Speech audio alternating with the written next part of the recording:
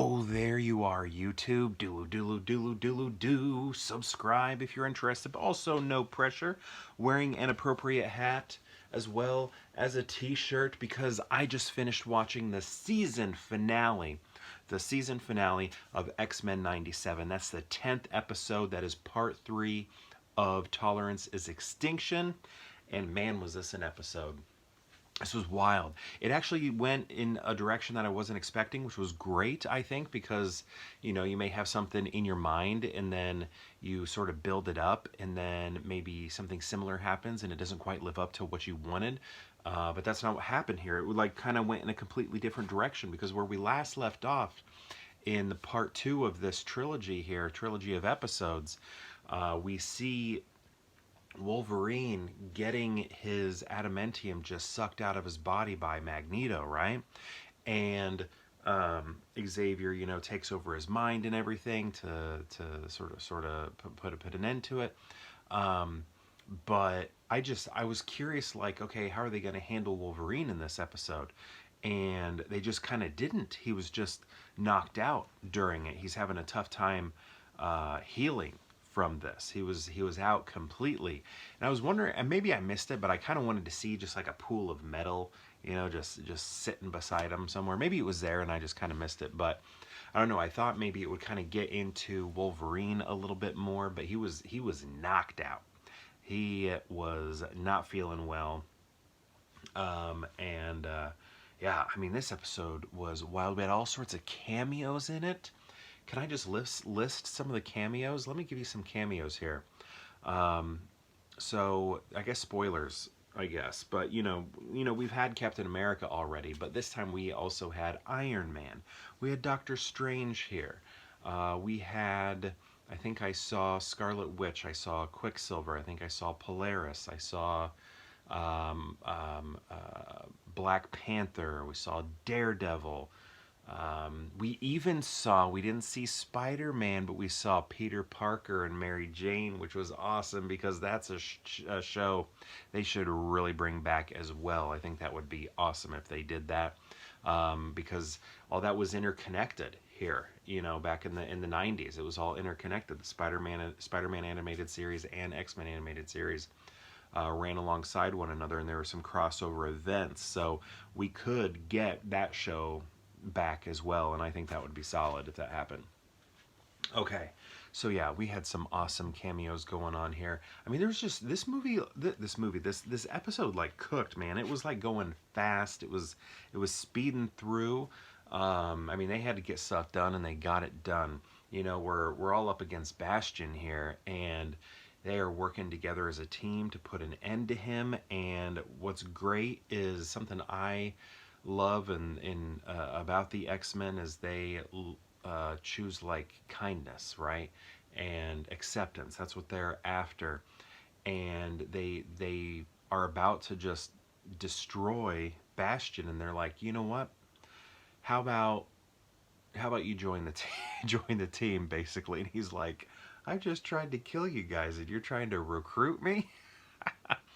And, they're like, well, that's what we're about, reform, change, stuff like that. And he kind of refuses them and then creates his own demise so that they aren't the ones to end him. So, yeah. And, we don't fully, I guess maybe we can assume he's dead, or you shouldn't assume because this is science fiction, but we see a version of what most likely was his end, and also like Phoenix pops up and she like really does some damage, and that was really awesome. But she also takes care of Sinister because Sinister's like, he's like Victorian era type stuff if I remember right. Maybe he's even earlier. Maybe he's like Edwardian or something, or is that who it was? Like who was the monarch during like Sleepy Hollow era? That guy, or maybe Queen Anne. I don't know. He's been around for a long time. He's been around for a long time, and so she like took all of the, and he like wanted to be a mutant and like made himself super mutant and everything, and she took all of that out of him, and then he just aged rapidly like a Dorian Gray painting. And so yeah, he's like his narcissism and stuff is all damaged right now because he's looking ugly and old and stuff. So that was cool to see Phoenix come back. We see some, like some um, very emotional moments with Cyclops and Jean and Cable. That was all really nice to see. Um, there's just a lot of awesome things happening. So yeah. Also, gosh, there's so much to talk about.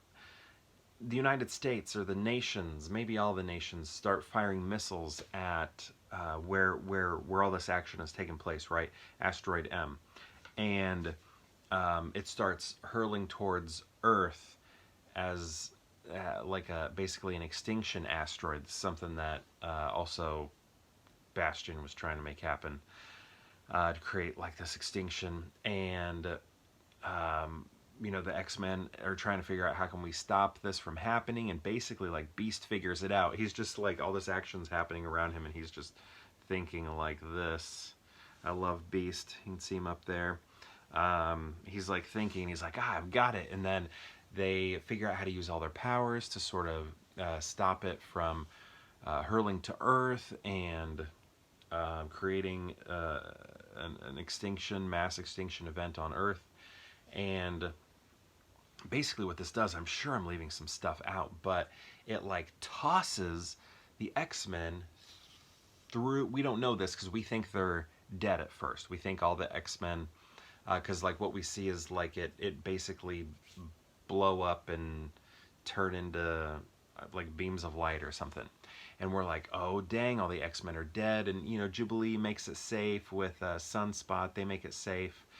Forge is still down there. Who else is still down there? I don't know. I think there's another person down on Earth who's okay, right? But so we're like, oh man, the X-Men are dead. And then it's like 6 months later, and then we see Bishop show up to Forge, and he's like, hey yo, the X-Men. And he's like, the X-Men are dead. And then Bishop's like, that's what you think. This isn't our first the X-Men are dead rodeo, which I thought was an awesome line. And then he's like, it's more of a matter of when they are. And he's like, huh? And he's like, the X-Men are in time. So it's like X-Men in time. They are scattered about different timelines. We got two timelines happening here. We got ancient Egypt, which I think you probably already know who's involved there. And then we got the deep future, like 3,993 or something like that. I think I might be right on that number. I feel like I pulled that out, and I feel like I'm near correct anyway. So, yeah, so we're seeing like Rogue and Nightcrawler, and who else are we seeing? Rogue, Nightcrawler,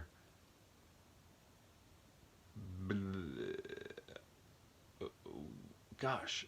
And I'm also like, where's Wolverine in this? Maybe I don't remember where Wolverine's at. Did we see him?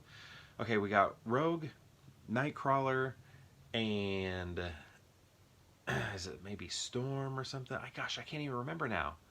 I remember Rogue and Nightcrawler because they had some epic scenes, but there were more people. Beast involved here. But anyway, they are in ancient Egypt, and well, actually, I think maybe Magneto's there also, and Xavier, because they see this person and they're like, hey, when am I? When am I? When are we? And who are you? And then he like takes off his mask or whatever, and he's like, and we see Blue right here. And it's like, oh, I know exactly who this is. And he goes, En Sabah Nur.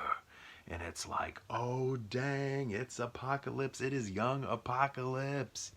And young Apocalypse looks awesome. I have him in this reference book, this X-Men reference book, and I just always, when I was younger, I loved looking at that page. I loved looking at him. I thought he was so cool looking. So yeah, we got more Apocalypse coming forward here in the next season. And then so the other portion of the crew is in the deep future. Who's that? We got Cyclops and Jean Grey in the deep future.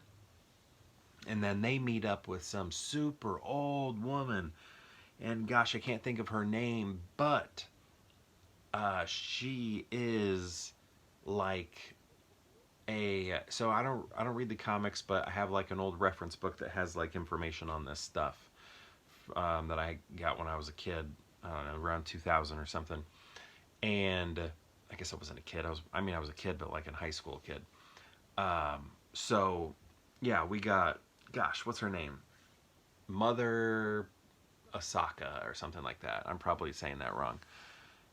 Um, and she is basically like Jean and Cyclops' daughter Rachel, because there's a Rachel in there somewhere. And I remember reading about Rachel Gray, and this is basically her, but she's like ancient. She's like so old, but this is the deep future, right? And then she's like, oh, by the way, come here, Nathan. And then there's like a young Cable Nathan there too. And I'm talking like, again, we're like in the 3900 era of life. So there's going to be some explaining going on here, timeline stuff. It's all going to be very interesting. So yeah, we got the X-Men scattered in time, two different locations. Bishop and Forge are going to go collect them, try and get them back. It's going to be very interesting. And what's also cool, oh yeah, that was an awesome part. So then it goes back to, I kind of told those out of order. So then when we see En Sabah Nur, Apocalypse, it like cuts to Beast, and Beast gets the last line. Beast gets the last line of the episode, and he goes, "Oh dear," which I love when he says that. I love it. I love it. So that was really cool. My favorite character got the last line. But then it went to credits, and then there was an after credits sequence, mid credit sequence, and it's like present day Apocalypse. Present day Apocalypse is going, or he's at like where is he? He's in Genosha, like seeing the dead and everything, and it's just like boom, to be continued. And it's like they just announced another season. And what's this next season going to be called? Do you think it's going to be called X-Men 97 season 2, or is it going to be X-Men 98, or X-Men in Time? What are they going to do? I'm so curious. I can't wait to see what the opening credits are like. Who's going to be involved in the opening credits? This was such a like 10 out of 10 series. And another thing, this was like kind of an emotional moment. So I finished the series on Disney Plus, and then like when you finish the series, it's trying to get you to watch something else. Like the screen goes really small, and then it's like right here, right? You have what you're watching right here, the credits going on here, and then over here they're trying to sell you another show. And what they were trying to sell me was the original X-Men animated series, and what it said there was 1992. And I was just like, wow. I mean, I was a young child when that came out, and now I'm 40, still watching the show, new episodes of the show, the season finale of this new episode. And it all started in 92 when I was like in second grade. And I don't know, it just like was an emotional moment, because this was my favorite show as a kid. I mean, it might be my favorite show still. I don't know. I loved the X-Men animated series. Love the X-Men the animated series, and it was just really cool to see that, and remarkable. Like wow, from 1992 to 2024. Like this is still relevant, and people are loving it. Like I'm only seeing positive reviews of this. I'm only seeing people really enjoy the show. I'm not seeing anybody being like, nah, this isn't good. Like everybody's on board, and I love it. I don't know. I'm very impressed with this show. I know the showrunner got fired. Nothing's really been said on why, so it must have been pretty bad, because you'd think they'd hire him back, seeing as the show's a hit, and they're not. So I don't know. I guess I shouldn't speculate, but they're coming back for more. I just hope it's as good, with other people in charge and involved. But I don't know. Are you excited? Do you think it's going to be good? I I'm very impressed with this season, and I think they should make make more episodes than 10. Maybe, I don't know. Would that feel bogged down? I don't know. Maybe it is better at 10, but you know, like back in the day, you know, shows had lots of episodes. That's just like not the way it is anymore, unfortunately. But I wouldn't mind it if we had like a full-on season the size of the old seasons from the original show. Also, bring back, you know, like the Iron Man animated series. Bring back Fantastic Four animated series and Spider-Man, and interconnect these things, because these are awesome. Make this a priority. I mean, I'm hearing like it's doing good numbers for Disney Plus, and if that's the case, you know, keep these shows going. Or maybe, I don't know, because you know I don't want to overstuffed as well, but I don't know. This is really all I'm watching, so I can do this. You know, this is like I could do Iron Man, Fantastic Four, Spider-Man in this. I could do that. Because there's no movies to go along with it. It should be pretty easy. Anyway, let me know your thoughts on this. Are you gonna, if you haven't watched it, are you gonna go back and watch it? Watch it. You need to. It's good. But at the same time, if you do, you need to start back in 92. Got to start back in 92. Anyway, thank you so much for watching. I am in love with this series. I think they did a wonderful job, and I can't wait for the next. Thank you so much for watching, and perhaps we'll see you tomorrow for more Pure Hangout.